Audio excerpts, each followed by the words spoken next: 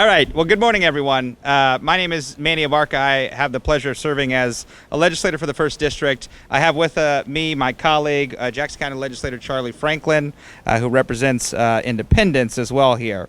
We're gathered here today because we want to acknowledge and recognize a couple different important dates. So first of all, today, August 31st, we want to recognize the International Overdose Awareness Day.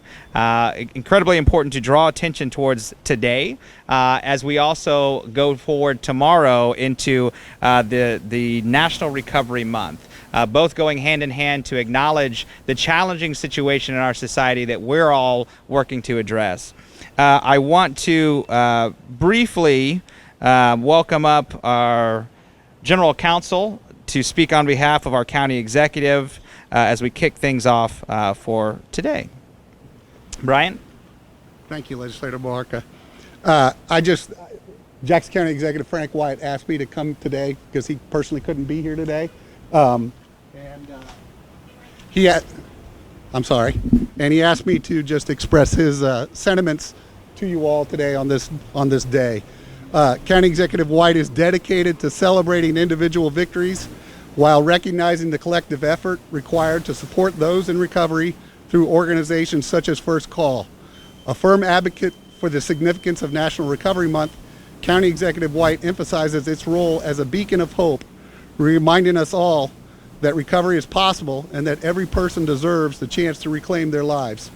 County Executive White extends gratitude to the First Call staff and board leadership for their unwavering commitment and adapting to the evolving needs of the community and for dedicating 65 years to this vital endeavor. Thank you very much. I guess I should follow my script and introduce our guests up here as well. Thank you, Bryan, and thank you to the County Executive. First of all, we want to acknowledge First Call and their tremendous dedication to serving the community and providing a true beacon of hope to allow for folks to recover and find the resources necessary at an emergent time, right? 24 hours a day, serving as that beacon.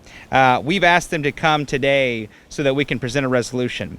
Before we do that, though, I want to acknowledge some other folks who are up here. To my right, we have Dr. Luis Cordoba from the Matty Road Center, another great organization who I think First Call partners with as well to provide culturally appropriate services, whether that be for mental health or other creative solutions to help address the needs of our community. On our left, other amazing organization, University Health, is here in recognition of these important time frames for us. Did you all want to take a moment to say anything? Okay. All right. By all means. Sure. We're going to save the best for last. So just very briefly, I'm Robbie Phillips, and I work for University Health. And just on behalf of University Health, I'd like to thank the county for its generous donation to help fight addiction. We are partners with these folks, and we are partners with the county. We really appreciate it, and we really believe deeply in the need to focus on this population and focus on addiction. So thank you very much. Thank you to University Health for being here as well, and for my late invitation, my apologies. I want to raise some attention towards a couple facts that First Call was kind enough to draw my own attention to. This year, First Call will serve 11,500 people in the Kansas City area alone with its services. For every one person with substance abuse addiction, 10 more are impacted: family, friends, communities. While Jackson County, Missouri residents admitted to Missouri Division of Behavioral Health's SUD treatment programs decreased for alcohol, marijuana, cocaine, and stimulants and hallucinogenics, Jackson County residents admitted for heroin and I can't even pronounce this. Analgesics, thank you, increased, showing that Jackson County has a significant issue. The fentanyl overdose crisis is proving especially deadly for Black Missourians. As of 2019, Missouri has the third highest Black overdose rate in the country, while the rate for white residents dropped below the national average. Jackson County rates are in the top 41 percentile in the country for motor vehicle crash deaths with alcohol involvement amongst youth. Drug overdose and mortality rates are incredibly high for recently incarcerated individuals or drug court participants.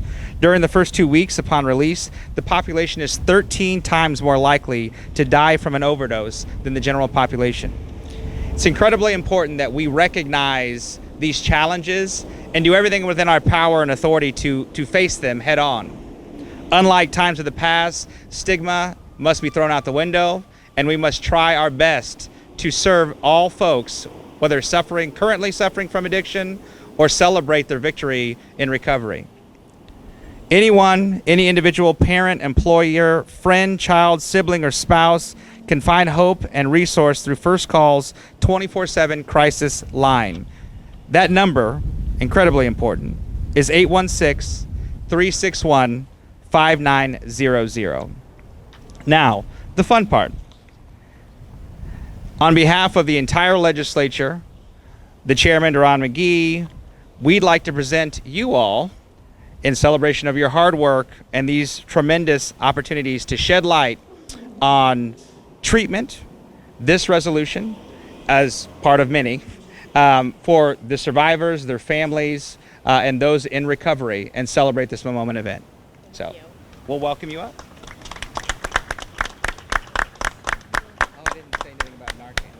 I'll say. By all means.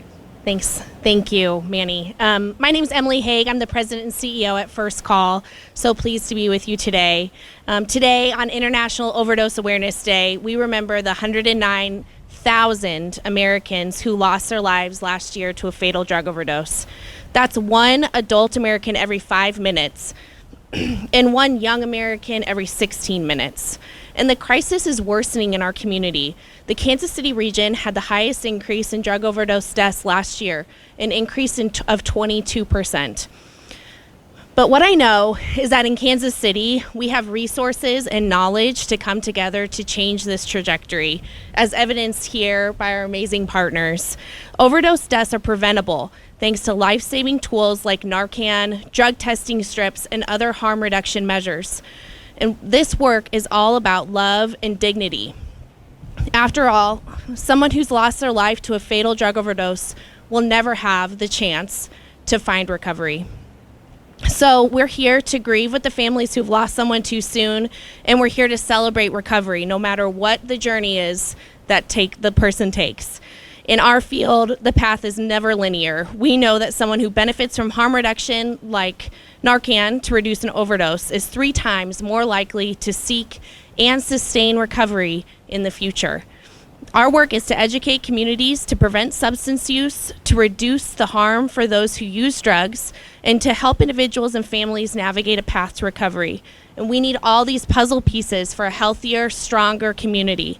So, if you or a loved one needs help or anything from Narcan, which I thought looks like this, or referral for substance use services, please call our 24/7 crisis call line, 816-351-5900. We are so proud to stand with Legislator Abarca today to acknowledge International Overdose Awareness, honor and remember those who have passed, and to usher in a month of hope and collaboration as we celebrate September as Recovery Month. Sure, by all means, go for it. Okay, yes.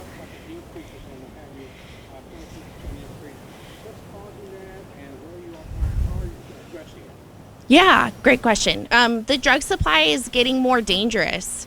And so we work across the continuum of care. So we're working with our young folks to help them understand how dangerous experimentation with drugs is right now. We're helping people connect with treatment resources for people who are in the middle of chronic substance use disorder and recognize that their addiction has become much more deadly. But we're also doing a lot of street outreach to make sure that we're getting Narcan and harm reduction tools into the hands of the people who need it most, which means people who use drugs. And that's a really important component that I think we need more capacity in the city to do. Do you want to ask University Health to step up as well if they want to? Oh, yeah, go ahead.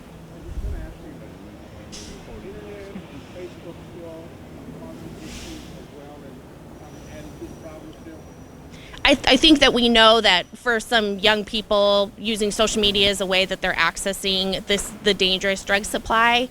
I'm not sure how much good comes from social media, but I'm not my expertise either. University Health, you want to step in, Robert? I think the only thing that maybe I would just add is that, I think the fentanyl being a major component in overdose is a crisis in our area, and we know that. And so I think you answered it perfectly, but that's the only thing I think I would add. Yeah. I was made aware that this is kind of a hot commodity here, unfortunately. $48, right? Is that what our cost is for this box? And it's dual use, I guess, single use for an individual who doesn't need the second dose. But it's a one-time shot. This is $48 per box. And that's probably at your cost. I'm guessing if you went to a pharmacy, it's probably much more expensive. So access to this is incredibly important. And it's something that I'm sure that many of the providers here probably have on hand readily to distribute, but I want to draw awareness about that. The systemic challenges with fentanyl and other opioids drive us to these solutions that have additional costs, right? So we need to do more within our power to address the systemic issues there. Other questions or comments? All right. Otherwise, thank you all for being here. Thank you all for the important work that you do.